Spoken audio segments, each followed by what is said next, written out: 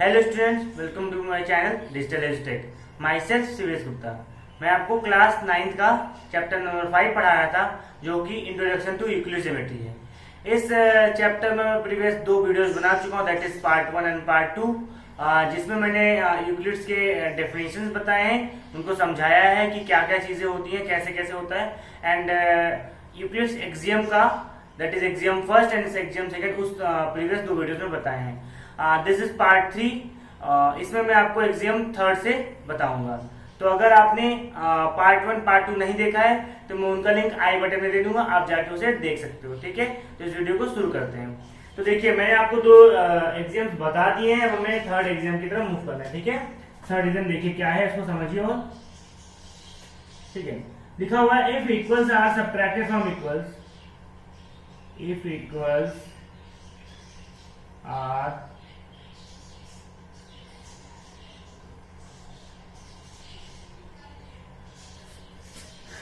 if equals are subtracted from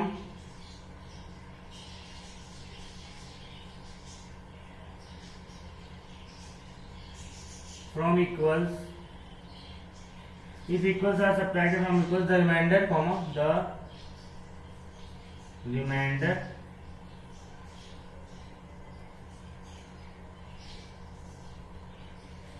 remainder और equal है ना। ओके, तो this is the statement axiom third. इसमें बोला गया if equals are subtracted from equals then remainder are equal.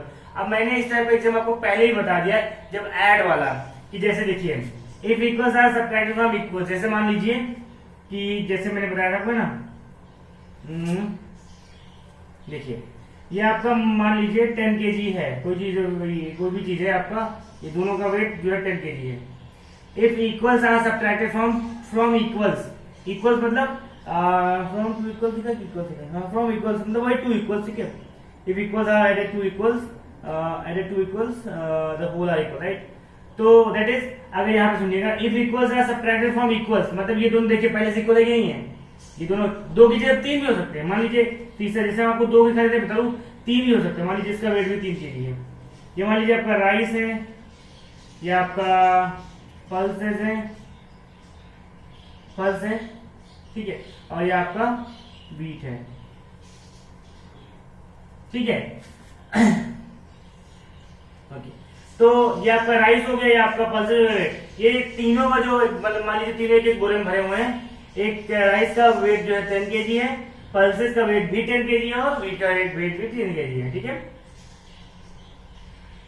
तो जब तीनों का वेट 10 kg है तो if equal are subtracted from equal, देखिए ये आपस में इक्वल है कि नहीं है। ठीक है, ऑब्जेक्ट तो इक्वल नहीं है, बट इनका वेट के सेंस में बता रहा हूं, ये वेट के सेंस में इक्वल है कि नहीं है ना, है ना। तो ऐसे समझो, मान लो कि किसी दुकान की बात है ये, उसके पास 10 kg राइस था, 10 kg पल्सेस थे, 10 kg व्हीट था। तो उसने क्या किया कि उसके दुकान पे कोई आया कस्टमर, उसने बोला कि भैया हमको 2 किलो चावल, 2 किलो दाल और 2 किलो आटा चाहिए। तो वही चीज है, 2 किलो इससे बोल लो, क्योंकि देखिए equals are subtracted from equals, मतलब जो भी चीज सबट्रैक्ट कर रहे हो वो इक्वल होनी चाहिए। ये नहीं कि इससे राइस से आप 2 किलो कर रहे हो, इससे 1 किलो करो, इससे आधा किलो, नहीं, सेम वेट होना चाहिए। तो दैट्स व्हाई माइनस क्या हो जाएगा, 2 kg हमने माइनस कर दिया, मतलब -2 kg है ना। ये माइनस आप समझो ना, इसे प्लस बनाया था उसे माइनस करना, माइनस ये 2 kg है। ये भी माइनस, ये समझो माइनस है। ठीक है, ये 2 kg, कॉमा नहीं है, माइनस है, -2 kg, -2 kg। अब मैं क्या कर रहा हूँ, सुनिए ध्यान से। 10 kg राइस था, 10 kg पल्सेस था, 10 kg वेट था, 2-2 kg उसने दुकान कस्टमर को दे दिया। तो ये जो 2 kg ये भी इक्वल होनी चाहिए ना, वही चीज, if equals are subtracted from equals. ये क्योंकि देखिए अलग अलग तो नहीं है, ये राइस का 2 kg है, ये पल्सेस के 2 kg है, और ये व्हीट का 2 kg है। तो equals are subtracted from equals, ये आपस में पहले वेट में इक्वल थे, हमने 2-2 kg सबसे हटा दिया। तो जो बचा आपका रिमाइंडर मतलब दैट इज जो आपका रिजल्ट आया सबट्रैक्शन के बाद, वो क्या बचा आपका बचेगा 8 kg। आपके पास 8 kg राइस होगा, 8 kg पल्सेज होंगे, और 8 kg दैट इज और योर व्हीट। तो then the remainder are equal, मतलब वही होगी जो सब्ट्रैक्शन के बाद बचेगा वो भी आपका इक्वल, यानी 8 kg लिखिए 8 kg, तो ये भी आपस में आपके इक्वल होंगे। तो यही आपका थर्ड स्टेटमेंट बोला। देखिए आपको बहुत पहले से ही बहुत बेसिक से ये बहुत अच्छे से पता है, ये मैंने आपको ये देखिए मैंने बोला ना कि आपके यूक्लिड जो एग्जाम्स हैं इनके कुछ एक्स्ट्रा नहीं है, ये आपको पहले से पता है, लेकिन आपने ऐसे स्टेटमेंट में नहीं देखा है बस। जैसा आपको पहले से पता है कि अगर पापा ने आपको 10 रुपए दिया, आपकी बहन को भी 10 रुपए दिया, अगर आपने 5 रुपए दुकान 5 रुपए कुछ जाके कुछ खरीद लिया और आपकी बहन ने भी 5 रुपए जाके, मान लीजिए आपने चिप्स खरीदा, उसने कुरकुरे खरीद लिया, तो दो अलग अलग चीजें खरीदी, लेकिन इक्वल अमाउंट तो घटा ना। आपका 10 रुपीज था, आपके से भी 5 रुपए घट गया, उसके से भी 5 रुपए घट गया, तो इक्वल से तो सब्ट्रैक्ट हुआ। जब इक्वल सब्ट्रैक्ट हो तो क्या हो जाएगा आपका रिमाइंडर, यानी जो सब्ट्रैक्शन के बाद रिजल्ट बचेगा वो भी 5-5 रुपए होंगे। आपको पहले से पता, बस खाली इसमें स्टेटमेंट था। तो आई होप आपको क्लियर होगा कि अगर इक्वल पहले से कोई चीज इक्वल है तो उसे हम इक्वल चीज सब्ट्रैक्ट करें इक्वल, तो आपका जो रिमाइंडर यानी रिजल्ट बचेगा that is also your equal. ठीक है, तो ये हो गया है ना। आई होप आपको थर्ड क्लियर हो गया। थर्ड के बाद फोर्थ देख लीजिए। मैंने आपको पहले भी बोला था कि जो सारे एग्जाम्स हैं, डेफिनेशन से आपने काफी चीजें इसमें जानते भी, बस खाली स्टेटमेंट में नहीं देखा होता है ना, तो वही चीज है। फोर्थ जो आपका है वो क्या सुनिए। फोर्थ लिखा हुआ है things which coincides, things which coincides, things which coincide with one another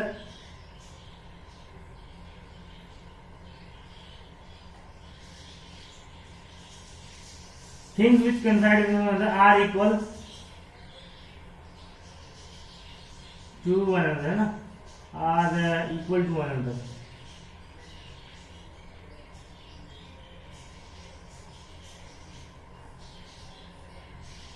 okay, तो दिस इज फोर्थ एग्जाम। ये आपको ऐसे याद रखना होगा कि फोर्थ एग्जाम जैसे एग्जाम में आ सकता है कि राइट यूक्लिड फिफ्थ एग्जाम, तो आपको 5वां नंबर से एग्जाम, बस ऐसे दिमाग में सेट कीजिएगा, बस ऐसे कि आपका जैसे चौथा है ऐसे।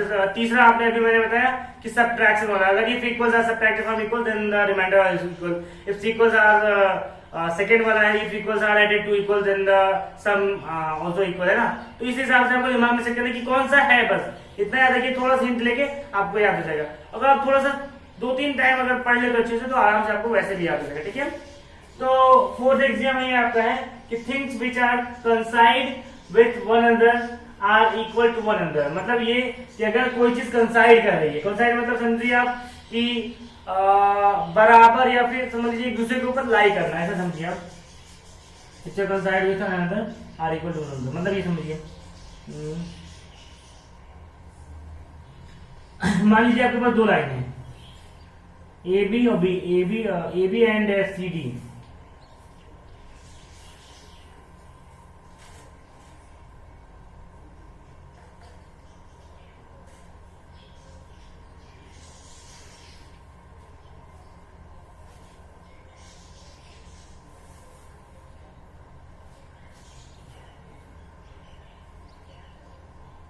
हाँ, तो आपका यहाँ पे मान लीजिए कोई चीज है, ये मैंने ऐसा देखा, ये ए बी एक लाइन सेगमेंट थी, एक सी डी एक लाइन सेगमेंट है।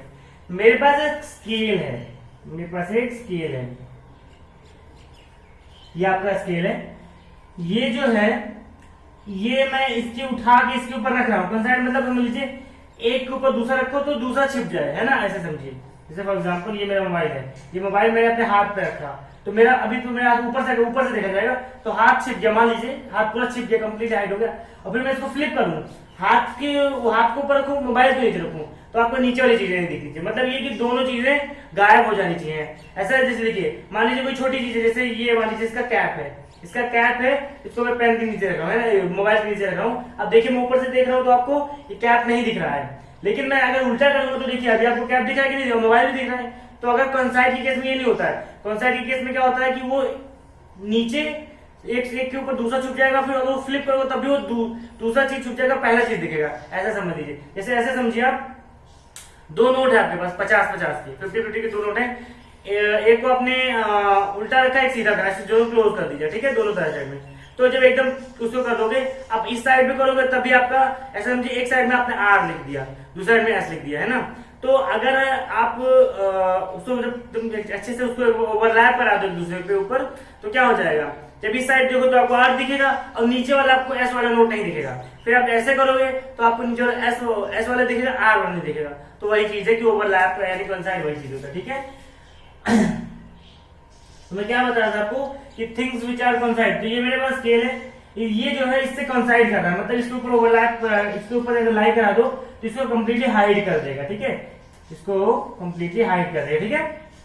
नाउ वही मैंने कहा कंप्लीट हाइड मतलब इसको हाइड करके प्लस जब फ्लिप करोगे तो भी आपको लाइन इस स्केल को हाइड कर देगा, ऐसा होना चाहिए। ये नहीं है कि आपका, अब ये तो लाइन पतली सी है, राइट, एक समझाता हूँ, ये लाइन पतली सी है और ये स्केल मोटा सा है, इसमें ब्रेथ है, इसमें ब्रेथ नहीं है। तो एक मैं सिर्फ समझाने की बात कर रहा हूँ, ये भी समझ लीजिए भी मोटा चीज होता है, या फिर मैं एक लाइन ही ले लेता, तो मैं आपको स्केल ले लेता कि कोई आप समझ सको कि हाँ कुछ नया ऑब्जेक्ट है, लाइन से कंपेरिजन भी हो सकता है, ऐसी बात नहीं है। तो one another are equal to one another, ठीक है, तो ये हो गया है ना। उसके बाद मान लीजिए ये स्केल जो है मैं इसके ऊपर सीडी के ऊपर भी रख रहा हूँ, ये स्केल जो है सीडी को, तो सीडी को भी कंप्लीटली हाइड कर रहा है और फिर सीडी को फ्लिप करके आपका स्केल भी हाइड हो जा रहा है। तो मतलब ये कि ये स्केल इसको कंसाइड कर रही है और साथ में ये स्केल इसको भी कंसाइड कर रही है। जब दोनों कंसाइड कर रही है, देखिए things which are coincide with one another, one another मतलब एक दूसरे को कंसाइड कर रही है, are equal to one another मतलब क्या हो जाएगा, ये दोनों आपस में इक्वल हो जाएंगे, दैट इज दैट एम्प्लॉइज क्या हो जाएगा आपका A B is equal to C D. तो ये है आपका यूक्लिड्स फोर्थ पोस्टुलेट, ठीक है, सॉरी पोस्टुलेट बोलो एक्सियम, ठीक है, क्लियर हुआ। तो यही चीज है कि आपका स्केल इसको हाइड कर देगा, फिर स्केल इसको भी हाइड कर रहा है, तो ये दोनों आपस में इक्वल हो जाएंगे, ठीक है। चलिए, तो कंसाइड की ये सेंस है, मतलब जैसे लाइन के सेंस में हो गया और भी चीजों के सेंस में होता है, ठीक है। तो ये हो गया ना। अब इसके बाद फोर्थ के बाद फिफ्थ एग्जाम देखिए क्या है, यूक्लिड्स फिफ्थ एग्जाम, ठीक है। फिफ्थ एग्जाम बोल रहे हैं